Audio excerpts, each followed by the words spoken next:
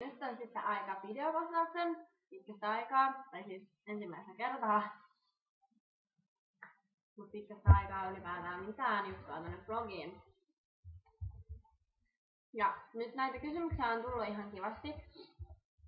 Mä toivon, ettei tää veny hirveän pitkäksi tää koko homma, koska mun mielestä ei ole hirveän kiva, jos sitten kaikilta menee mielenkiinto heti. Ja sitten ei ole ihan kiva enää tehdä mitään. Mut niin, ensimmäisenä kysyttäisiin, että kaipaatko useinkin elämää Japanissa, niin siihen voisin vastata, että en nyt silleen kaipaa elämää Japanissa, koska musta on kiva elää Suomessakin, mutta sieltä on jäänyt sellaisia hyviä muistoja, joita en kyllä vaihtaisi niinku pois. Mutta ei ole sellaista hirveätä kaipuuta koko aikaa sellaista, että ei pysty perään enää. No, ootko pitänyt yhteyttä Japanissa saamiisi ystäviin aktiivisesti? En oo pitänyt kavereihin niinkään, tai että mähän näin mun kavereita silloin, kun me oltiin perheen kanssa Japanissa viime kesänä. Niin silloin tuli nähtyä ja parilla mun kaverilla on Facebook, niin niiden kanssa on niinku niiden juttuja tiedät tolleen, mutta muuten en oo kavereihin hirveästi pitänyt yhteyttä, että enemmänkin host-perheeseen. Ja nyt kun me saatiin tää uusi tietokone, niin en oo pitänyt oikein kehenkään Japanissa yhteyttä, koska tässä ei oo niitä japanilaisia merkkejä, niin en oo halunnut kirjoittaa niinku romanseilla japania. Miten ihmeessä sulla on rahaa käydä Japanissa niin usein? No mulla ei oo rahaa. Tai niinku et silloin kun mä olin ekan kerran, niin olin vaihtovuoden takia, niin silloin en itse maksanut siitä, kun sain perheeltä sitten kuukausirahaa ja ne maksoi sen maksankin aika lailla. Ja sitten seuraavan kerran, kun oltiin kesällä perheen kanssa, niin silloinkin vanhemmat maksoi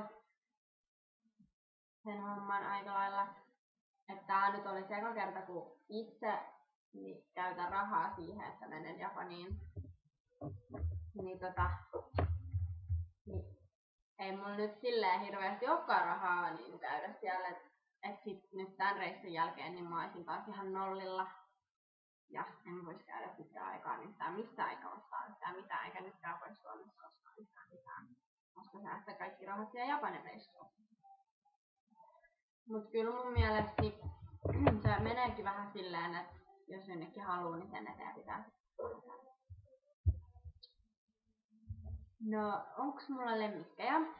Mulla on yksi lemmikki tässä mun sylissä. Hissi, joka on 9-vuotias jo. Border terrieri. Ja mä sain sen, kun me asuttiin Vantaalla vielä. Ja me oltiin muuttamassa takaisin Helsinkiin. Ja mä olin silloin alas kolmosella, niin sitten kun en tykännyt siitä, että joudun jättää kaikki kaverit sinne Vantaalle, kun se matka oli kuitenkin aika pitkä, niin sitten sain koiran. Näin. Ja sitten siis se on ollut mun koira ihan rennossa. No mitä mieltä olet näistä Reitä Nuuteen luukkiin kuuluvista ihmehuiveista? Mä en suoraan sanottuna tykkää Reitä Nuudesta luukista. Mä en oo ikinä ollut mikään hirveä visual gay-fani niinku nimenomaan, ja mä en tykkää niinku mistään bändistä, joka pukeutuu hirveän visual gay. Mä tykkään kasetonkin niistä. Siis mun ihan ykköskasetta favorite niinku niiden asu on se, missä ne on sisurussa, niin puut päällä. Niin en tykkää silleen, että jos niillä on hirveän jotkut kunnon asusteet. Ja siverissä on näin. Mut niin sitten mä en tykkää hirveästi. Mut Urohan on kyllä hyvän näköinen. No, mikä on mun lempihajuvesi? Niin mä toin mun lempihajuvedet tähän. Toinen niistä on Lacosten Touch of Pink, jota on käyttänyt paljon. Ja tää on mun ehkä 5. pullo, joka menee tätä. Mutta toinen on tämä, mikähän nyt tää on? Precious Sweet 16, jonka ostin Japanista joskus viime vuonna. Koska siellä oli sellainen Disney-hajuvesi-juttu ja sitten toi oli Helena Keijun hajuvesi, niin se tuoksi hyvälle, niin No, ootko ensi kuussa menossa katsomaan Lady Gagaa Hartwall Areenalle? Oon joo menossa. Mä menen 13. päivä katsoa sitä Marian kanssa ja 14. päivä mä oon sitten töissä siellä, niin kuulen periaatteessa molemmista päivät. Jos Gase tulisi Suomeen, mikä keikkapaikka olisi susta kaikkein paras? Mun mielestä Tavastia on Pasteli, koska se on just oikein kokonen, että Gasetta voisi vaikka pitää 2 keikkaa siellä, jos faneja tai kun faneja on enemmän, en tiedä missä vaiheessa Suomen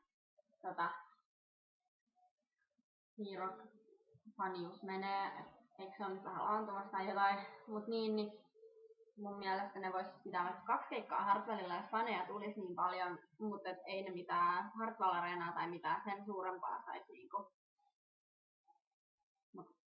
täyteen. Mutta Tavastia on mun mielestä hyvä.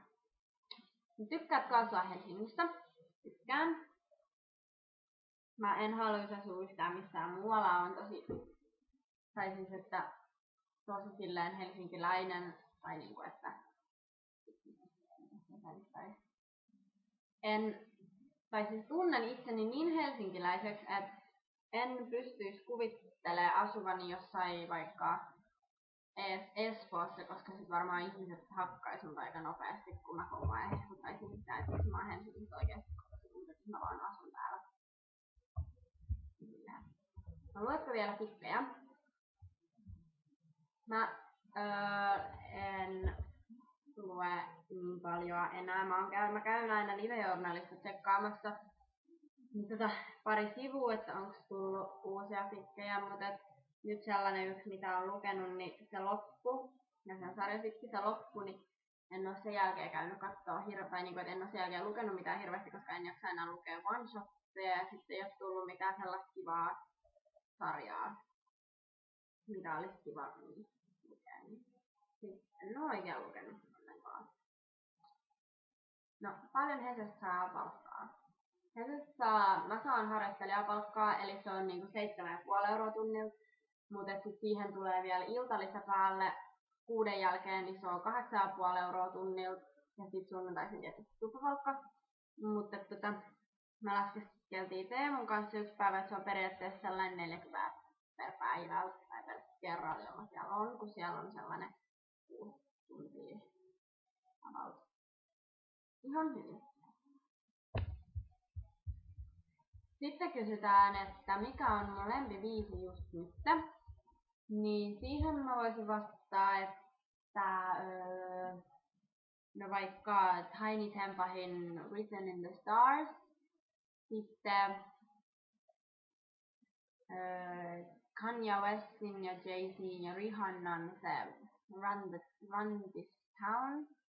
Se on Run This Town, joo. Ja sitten naiset on Renki. Ja Shiver. No, onks mulla lemmikkejä kysytään taas? Sen näkee varmaan tästä, mun lemmikki istuu tässä tai makaa tässä. Kysytään, että vietitkö mielestäsi hyvän kesän? Mun mielestä mä vietin hyvän kesän. Mä vietin just sellaisen kesän, kun kesän kuuluukin olla. Olin paljon kavereiden kanssa, kävin vähän aikaa töissä. Vietin juhannuksen mökillä, sitten käytiin juhlimassa ja syömässä ja vietettiin tyttöjen iltoja ja uitiin ja tehtiin kaikkea sellaista, mitä kesällä mun mielestä kuuluukin tehdä. Grillattiin perheen kanssa. Ja sitten kävin siellä lomalla. Ja mun mielestä kesä meni hirveän nopeasti, että se olisi mun mielestä voinut kestää pidempäänkin. No, harrastatko jotain?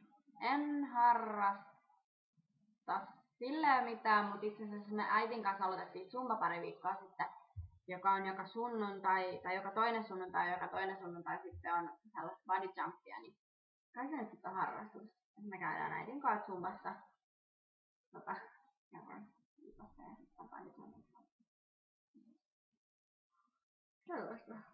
No, millaisia ne työajat siellä Hesessä on ja mitä mieltä olet työpaikkana siitä? Työajat on silleen, että mä nyt oon ollut vasta näissä lätkämatseissa, mutta se on silleen, että mä menen sinne 6 tai 5, riippuen vähän, ja sitten pääsen siinä 9 jälkeen. Koska siellä on niin, että ne ajat, milloin siellä joku ostaa jotain, niin on periaatteessa ne erätauot, koska ihmiset ovat katsomassa peliä eri aikana. Niin. Ja sitten tokan erätauon jälkeen me suljetaan koko paikka ja päästään kotiin sitten loppuun. Mutta keikkojen kanssa en ole ihan varma vielä, että miten se menee, mutta varmaan sekin on silleen, niin kuin, että ennen keikkaa on se isoin. Mut niin mä tykkään siitä työpaikkana, siis siellä on tosi mukavia ihmisiä, kun me ollaan kaikki silleen aika nuoria opiskelijoita, niin siellä just silleen tulee hyvää connectionia ihmisiin ja sitten kaikki, tai aika moni siellä on nyt uusia, niin se on helppo silleen jutskaa, kun ei tai silleen, että on tosi paljon yhteistä. Niin mä tykkään tosi paljon. No, millaisia sun arkipäivät yleensä on, mitä teet koulun lisäksi? Mun arkipäivät on sellaisia, että käyn koulussa ja sitten toisinaan 3 kertaa viikossa about käyn sitten töissä, riippuen vähän siitä, että millaisia, miten paljon on tapahtunut. Niin, tulee kotiin siinä 3 aikaa ja sitten yleensä katon BB:n heti koulun jälkeen, koska silloin ei ole ketään muuta vielä kotona. Niin, ja koska mä en ehkä iltaisin valvoa 10 asti, niin sitten nauhoitan aina BB:n ja katon seuraavana päivänä rauhassa yksin nautiskellen. Ja sitten illalla niin joko oon vaan kotona tai sitten menen töihin tai sitten Raino tulee meille ja syö meidän kanssa. Riippuu vähän päivästä, mutta aika sellaista chilliä. Ja viikonloppuisin sitten kavereita. Tai viikollakin myös. Ja sitten on vielä, että saitko ostettua sen Justin Bieberin levyn? Mä en saanut sitä ostettua, mutta mä ajattelin ladata sen. Ja mun ihan lempparibiisi Justin Bieberiltä on tällä hetkellä se Sean Kingstonin biisi Eeny Meeny, jossa Justin Bieber on fiittaamassa, niin mulla on se soittaa ainakin. Hyvä. Mut siinä oli ne kysymykset. Ja kysykää ihmeessä lisää, jos kiinnostaa. Musta on kiva vastailla kysymyksiin ja silleen mulla ei ole mitään sellaisia kysymyksiä, mihin en vastaisi. Ei ole mitään sellaisia. Niin kysykää aina, jos tulee jotain mieleen, jos haluatte lisää tällaisia videopostauksia, niin sitten kertokaa siitä, niin mä tietysti teen uuden videopostauksen. Ja kaikkia ideoita saa heittää ja lupaan nyt kertoa vähän tai kirjoittaa vähän useammin blogiin, kun syksy tulee. Esimerkiksi vanhojen tanssin mekosta, koska tanssin vanhat tänä vuonna, kun en viime vuonna niitä voinut tanssia. Ja sen lisäksi niin mun 4 itemin ongelmasta, jonka aion paljastaa sitten joko ensi-postauksessa tai sitten varmaan ensi-postauksessa, jos huomenna käyn hoitamassa homman. Mutta niin, kiitos. Kiva, jos jaksoitte katsoa loppuun asti. Ja nähdään joku kerta sitten tosittelun merkeissä. Heippa!